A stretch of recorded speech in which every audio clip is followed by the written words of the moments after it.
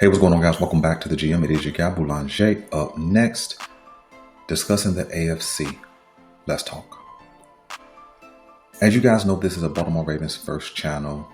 Then we talk about the AFC North, and then we talk about the remainder of the AFC. And I wanted to exclusively talk about the North today, but then I was reading a couple of articles and things like that, just getting some information, and it led me to a direction of talking about the entire AFC once again. I'm going to talk about a few divisions specifically, and then I'll get exclusively to the North near the middle of this video. So if we talk about the AFC East, that has turned into a one-team race, and that's the Buffalo Bills and nobody else. Nobody else has a chance to compete with the Bills. Nobody has a chance to dethrone the Bills as that division champ. So you can pencil the Buffalo Bills in as a top 2 or 3 seed done with the East. When we talk about the AFC South, there's 2 teams in contention over there. Right now, the Houston Texans, I think, sit at the 2nd seed in the entire AFC. And then you have the Indianapolis Colts, I think, who are currently slotted as a 7th seed. But I don't really think this is going to be any kind of contested division race. I think this division, barring any kind of unforeseen injury, this division, the AFC South, belongs to the Houston Texans. And I think this division will be over by probably week 10 or 11. All right, done talking about the AFC South. When we get to the AFC West, the same thing applies. It's a one-team race. Although the Chargers have I think they either have a winning record or they are even. They don't have a shot at catching the Chiefs or dethroning the Chiefs. The Chiefs sit undefeated, and really, you kind of begin to understand why they're the champs. It's not just because they have Patrick Mahomes. It's not just because they have Andy Reid, the greatest offensive mind, I believe, in the NFL and maybe even in NFL history. Not because they have the greatest tight end in NFL history. It's not even because they have the best defensive player happening right now in Chris Jones. The Kansas City Chiefs are the champs, and they are the leading contender to repeat as champs, and here's why. It's because they out-GM everybody. The mastermind behind this Chiefs team is their GM, and he is killing it. You see, when I look at what the Chiefs do, they've kind of set the model for how a team should be operating, right? When the Chiefs flipped Tyreek Hill a couple of seasons ago, a lot of people were wondering, well, why would they get rid of Tyreek Hill? At that point, he may have been the best wide receiver in the league. Well, they flipped him and went on and won 2 additional Super Bowls, right? Okay, L'Jarius Sneed, cornerback, one of the top cornerbacks last year as far as his play, was up for a contract. What did they do? They flipped him, right?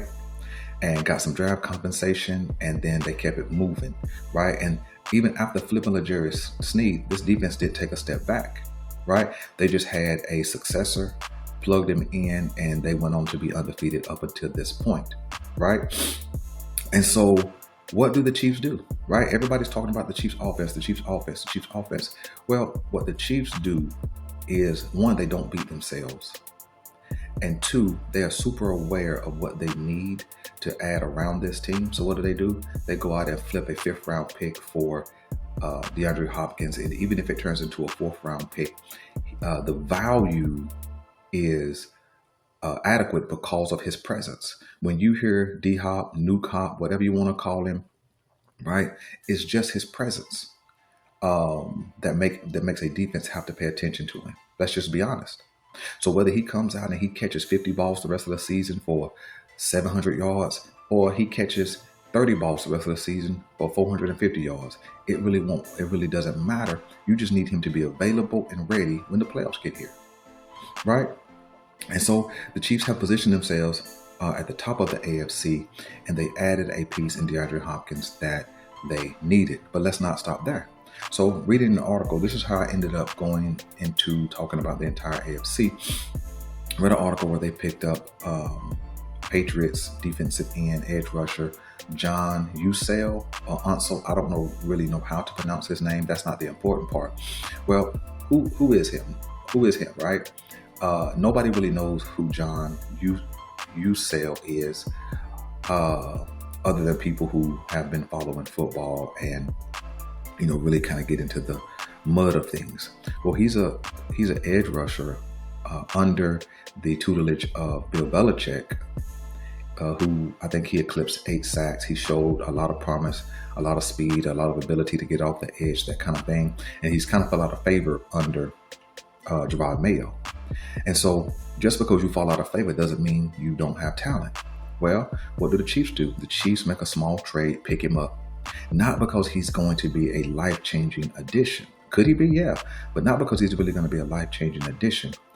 They realize they have a need opposite or behind George Karlaftis. And so what do? They go pick up a guy on the fringe who could come in, who could learn and develop and turn into a guy who makes a couple of plays. I guarantee this addition will show up in the stat sheet. It will show up on the field in some kind of way where he causes a strip sack fumble or he gets a sack to close out a game. You will see him make an impact on this Kansas City Chiefs team. Now, I'm not making a big deal about D-Hop or this addition of a defensive end. What I'm frustrated about is how, as a Ravens fan, every other team that's in contention seems to out GM us, right? The Buffalo Bills, when we bust them up a couple of weeks back or a few weeks back, everybody was talking about, oh, Josh Allen don't have enough. Josh Allen don't have enough. Josh Allen don't have enough. So what do? They say, hey, let's go get Amari Cooper. And not that Amari Cooper has to come out and just kind of dominate every game. But when you add a guy with that kind of presence, when this guy's a number one, it opens up everything else for the other players playing along beside him, which is what you've seen since they've added him to the Buffalo Bills. Now, when we get to the AFC North, I'm going to talk about the Ravens last because I'm going to kind of unleash my fury on the Ravens, what they are and what they're not. When we look at our division, we know that the Cleveland Browns just beat us this past Sunday. I don't account them for anything much. They won't make the playoffs. They won't be around much longer. In fact, I think it's smart if they take a step back and go get them a quarterback in this draft. When you look at the Cincinnati Bengals, who just lost this past week, what I'm beginning to see, right, about the Bengals and specifically Joe Burrow. I'm not throwing shade at Joe Burrow. I'm not saying he's not good. But here's what I've noticed, specifically this season. When he doesn't have access to both his number one level wide receivers, that's Ja'Marr Chase and T. Higgins, he plays like some trash. That's the truth. You go back and pull the stats from the games that both Ja'Marr Chase and T. Higgins were not on the field healthy, right? When T. Higgins was absent, the Cincinnati Bengals offense didn't really look the same, right? And so it leans into that if this guy doesn't have a stockpile of weapons, he's not the same guy. That's what I'm noticing. And so I think that the Cincinnati Bengals will be around at the end of the season. I think they will be making a push for the playoffs. I'm just not sure how high of a seeding they will be, but they do not have a shot at winning the North. And I think it's going to depend upon where they see that if T. Higgins gets back on the field and stays healthy the remainder of the season, because Joe Burrow doesn't play the same if he doesn't have both those guys on the field. Let me jump to the Pittsburgh Steelers, who I did watch last night. I watched the majority of that game last night. And what I saw last night was the Pittsburgh Steelers had a little bit of exposure when it came to defending the run, specifically in this game last night. The running back Tracy for the Giants got off a lot last night, big explosive plays, and it kind of gave me a little bit of hope. But what you know about the Pittsburgh Steelers is they will not beat themselves under Mike Tomlin. They might lose, but you will have had to beat them. And so I was watching that game and I was watching the Giants make plays, and then they would have self-inflicted wounds and get big plays called back. I know at least 3 explosive plays that the Giants had, including the Malik Neighbors touchdown, were called back because of just self-inflicted wounds, holding and things like that. On one particular drive, they had 5 offensive penalties on one drive, right? And so they should have won that game, but right now they're just not that type of team. They're not that type of team to take advantage of what the other team gives them. And so when I think about the Steelers, I think that they were exposed in the run defense last night. And what I did notice is that Malik Neighbors is really kind of uncoverable. They had Joey Porter Jr. traveling with Neighbors last night, and basically Malik Neighbors was able to do exactly what he wanted to do. He should have had over 100 yards and 2 touchdowns last night if it hadn't been for those self-inflicted penalties. Specifically, speaking about the Pittsburgh Steelers, I think they're sound from front to back defensively. I'll talk about the offense in a minute, but I think they're sound from front to back. And when they needed a play to be made, J.J. Watt came alive. Not J.J. Watt. T.J. Watt came alive and closed out a couple of drives with big sacks. And I think it was even him who had that strip sack fumble. That's what I mean when I say the Ravens don't have that guy. That guy, when you need something to happen along that defensive front, you have a guy who can get home by himself, right? TJ Watt makes those other guys better. He can get his own stuff, right? But he can also present such a presence that the other guys that he plays along beside also has a better presence than they normally would have playing with another player.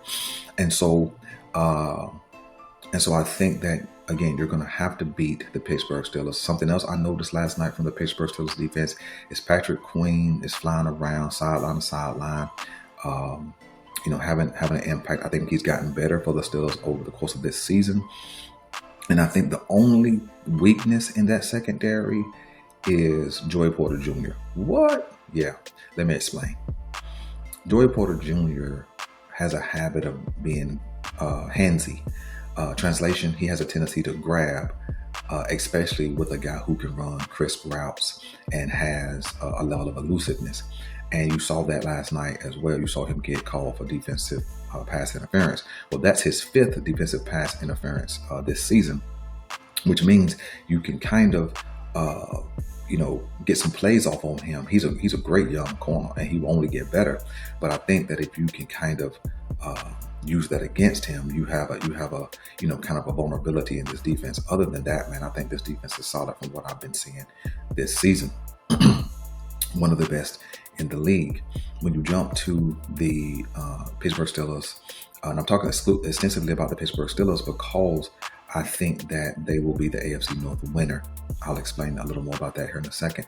When I look at this offense, I said this when they first picked up Justin Fields and then Russell Wilson, and I made a big deal about it and saying, hey, they're going to be a tough team to beat. No, Justin Fields is trash. This is what you guys were saying to me. Justin Fields is trash and Russell Wilson is trash. And what I tried to explain at that point is that all you needed was something better than Kenny Pickett. Both of these guys are better than Kenny Pickett. They went 10-7 last season with Kenny Pickett being in and out of that lineup and really not playing that well. When they had Justin Fields starting, you just needed a game manager.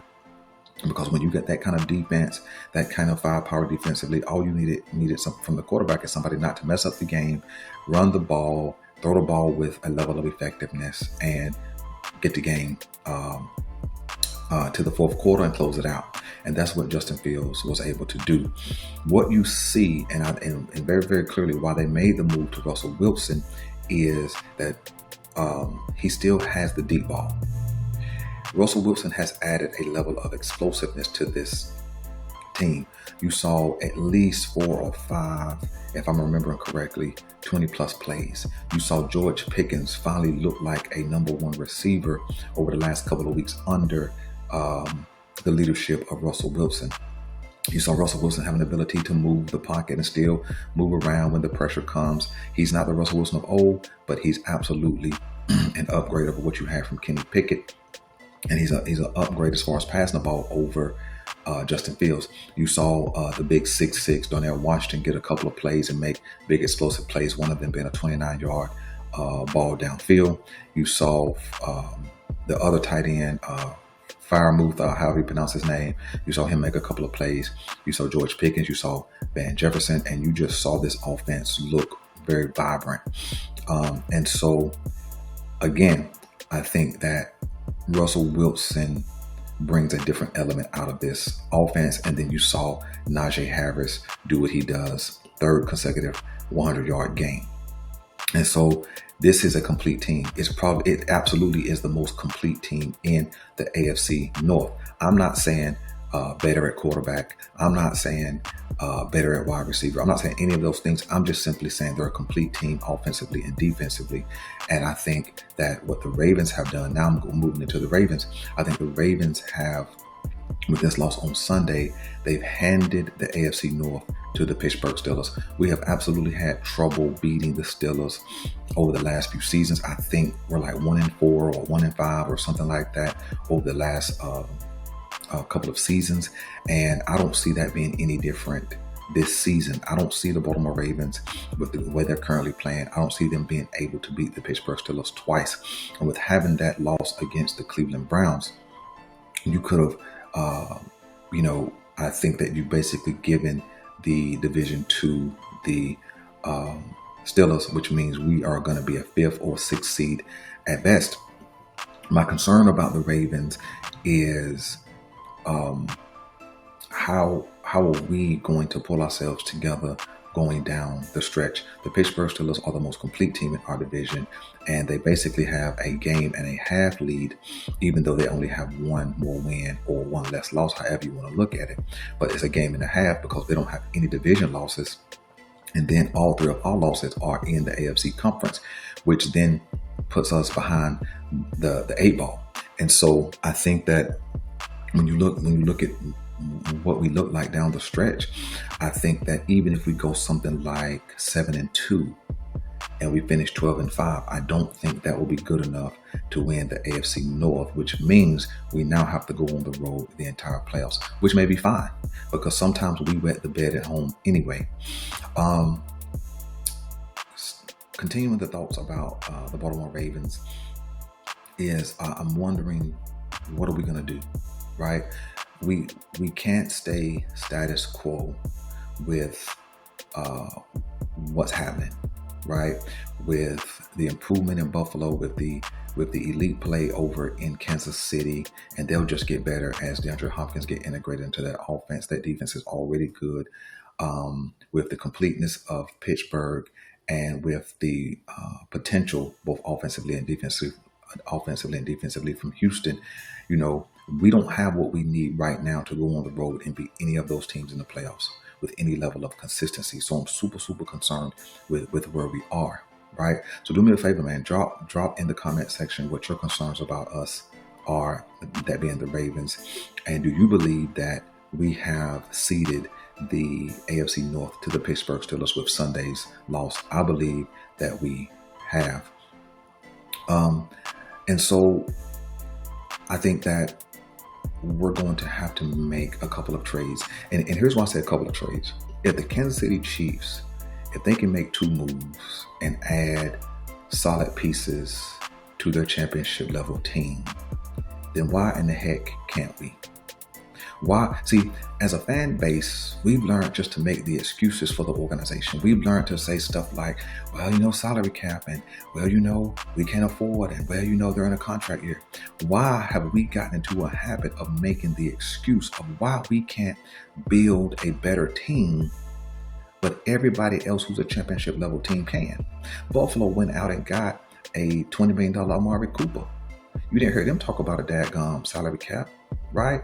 The Jets have high contracts all over the place and have the potential for high contracts coming in this offseason. They didn't say nothing about no salary cap when they went out and got Devontae Adams. The Chiefs went out and added 2 pieces. You didn't hear them say, well, salary cap. We're the only fan base who always talking about salary cap when it comes to adding to this team. And so I think we need to do what we need to do and make some moves, right? Now we can make 2 or 3 rotational moves, which may feel good, or we can make one all-in move and a supplemental move and add to what we need offensively and defensively.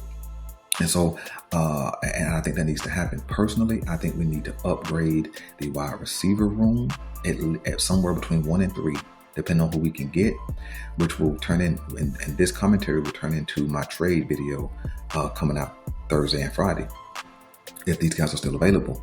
And we need to add something somewhere on that defense, whether it's a big time edge rusher or whether it's somebody who can play safety, because what we got going on at safety right now is some trash. So let me know what you guys want me to know, man. To summarize, man, I think the Baltimore Ravens are a 5th or 6th seed at best right now. Not because we won't get better going down the stretch. I just don't think we can catch the Pittsburgh Steelers, only being 1 game back, but 3 AFC losses and one of them being a divisional loss. I just don't think we catch the Pittsburgh Steelers unless they have some type of traumatic injuries that changes their fortune. Let me know what you guys want me to know. I'm your guy Boulanger. This is the GM, and I'm out.